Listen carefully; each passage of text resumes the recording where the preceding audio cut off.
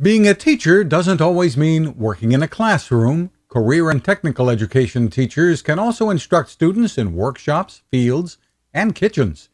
Career and technical education teachers teach students practical subjects to prepare them for a future career in fields such as auto repair, agriculture, healthcare fields, or culinary arts.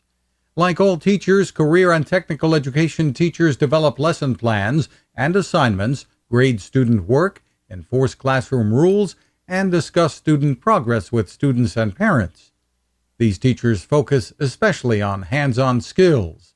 They provide academic instruction as well as developing activities for students to practice actual work tasks. Students might replace brakes on cars, take blood pressure, or write a simple computer program. Teachers typically oversee these tasks in school workshops and laboratories where safety is an important consideration. Some develop relationships with local organizations to create work experiences for advanced students.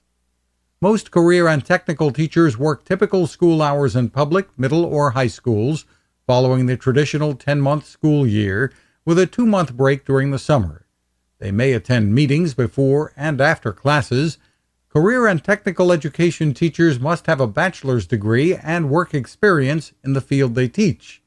Public school teachers generally need a state certification or license.